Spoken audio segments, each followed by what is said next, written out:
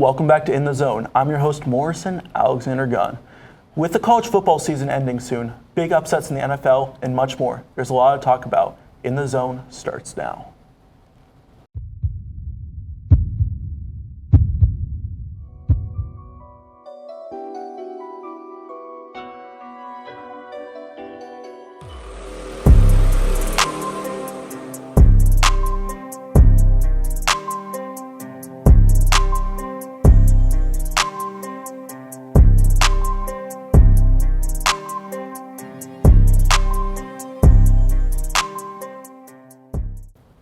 Let's kick things off with college football this past week.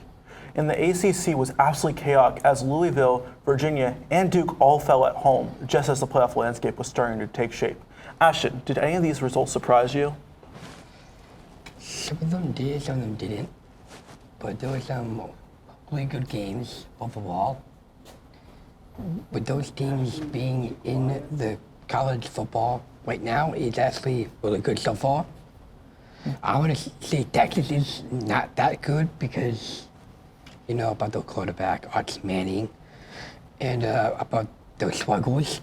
And we already got teams like Penn State, another team that's not doing really well, which they got killed, but they actually got killed by Ohio State, which was, again, not a soccer, but there were some big games there that I can really come up with, but there were some good games.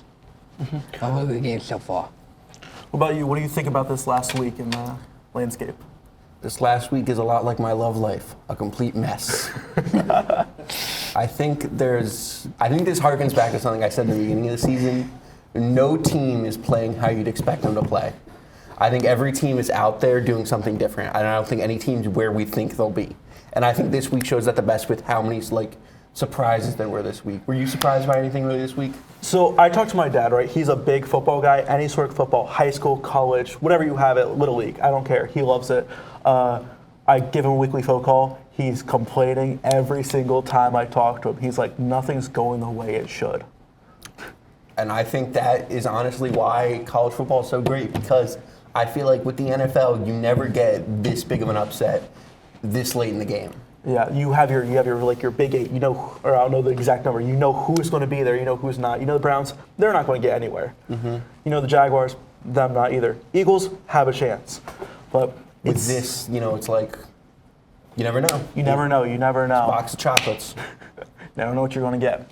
Switching over to the Big Ten and beyond, Indiana pulled off a last-minute win against Penn State, and Oregon held on with a last-second field goal. George, who do you believe is in the driver's seat right now for a playoff spot? Much like my love life, I don't believe anyone's in the driver's seat currently.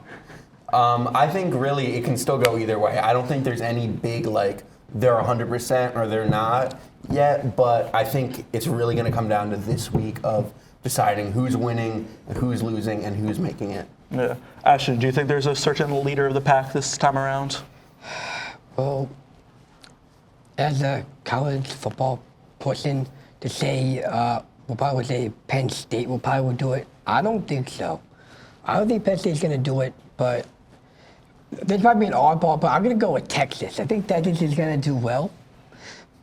I think they're going to probably just.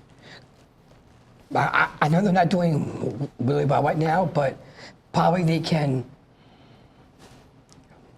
do better in the future of college football.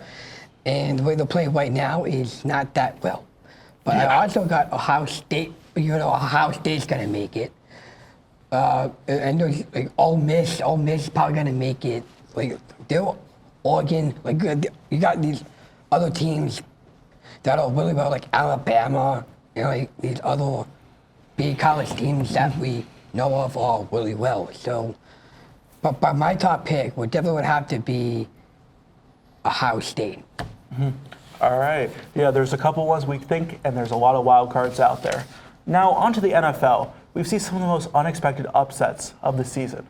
First, the Carolina Panthers, as a 13-point underdog, took down the Green Bay Packers 16-13 in Green Bay, the largest upset of the 2025 season so far. And that's not all, as the Miami Dolphins stunned the Buffalo Bills 30-15 despite the Bills being heavy favorites. Ashton, which of these results do you think has the biggest implications for the playoffs?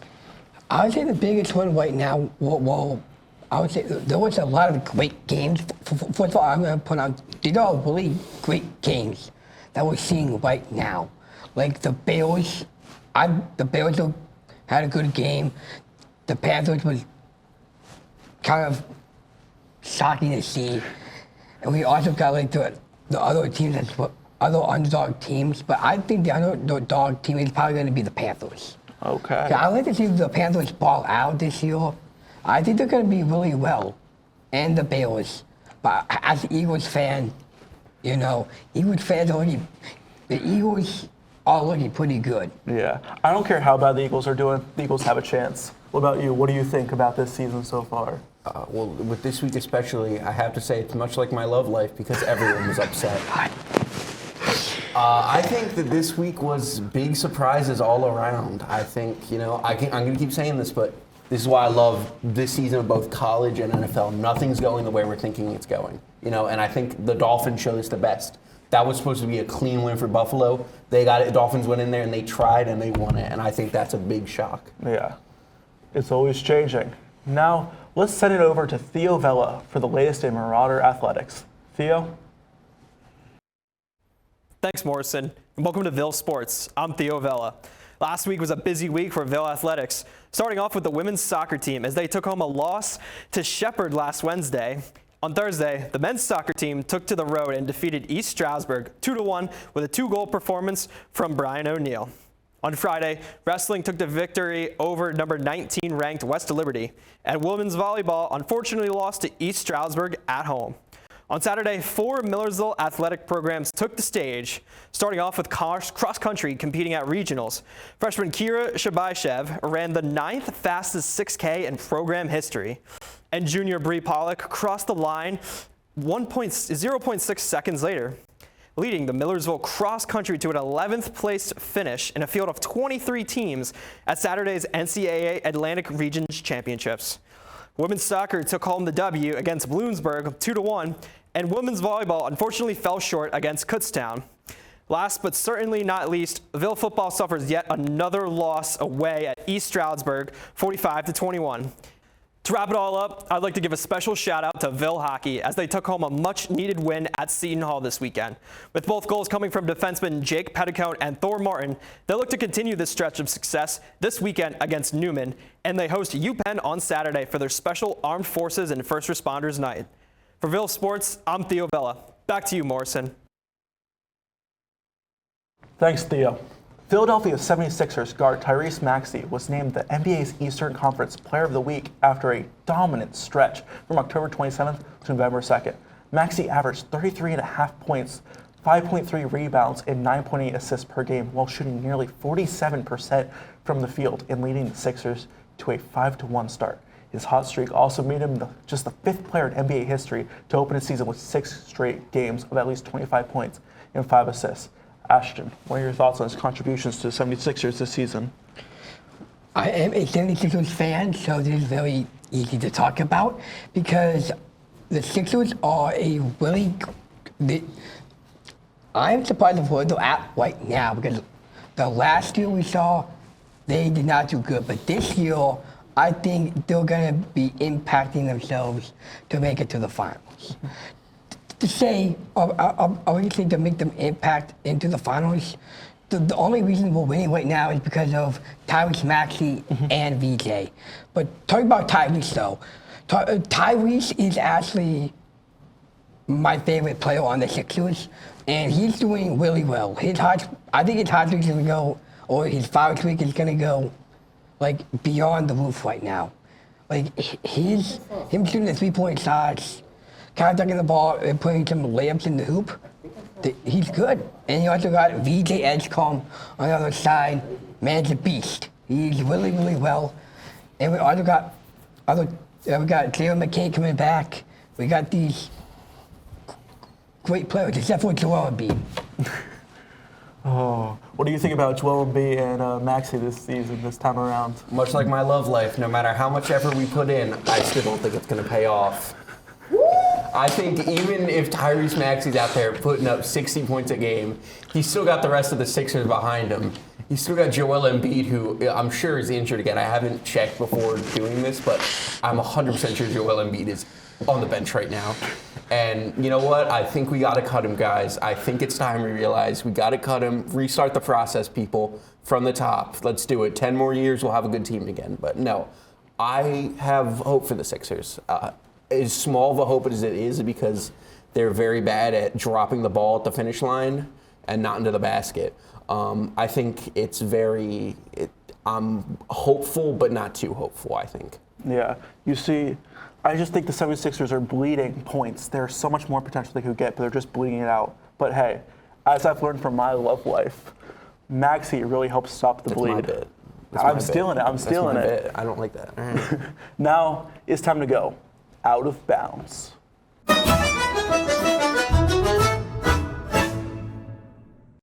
This week on Out of Bounds, by popular demand, we're talking about cheese rolling. The yearly contest is held in Brockworth, England, and cheese rolling is just that. A wheel of cheese is thrown down a hill, and contestants have to be the first to catch the wheel of cheese by any means necessary. Let's take a look.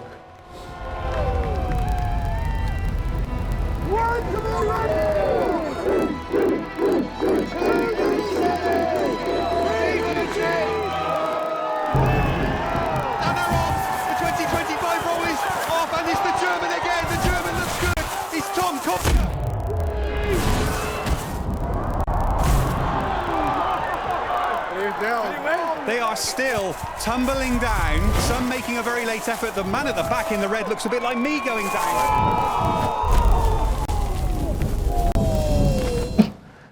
You see, I've loved this stuff for years. I've been following this since about 2012. You want to talk about sports I like?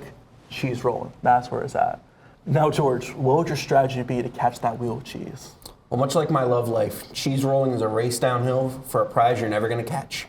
So I think my strategy would be I want to hang back and try to, like push them, like try to push people in front of me to create like a domino effect, so that like I can just get out in front. Because like if I push a guy, he's gonna hit. It's gonna create like a boulder, like a boulder effect going down the hill. You saw that one guy; he was tumbling. Yeah, I know. And then I can just walk behind them as everyone else take a leisure falls stroll behind, and I can just grab the cheese.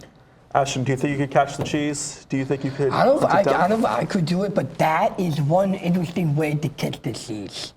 But I'd say if I would have done it, I think I would take my time to get the cheese.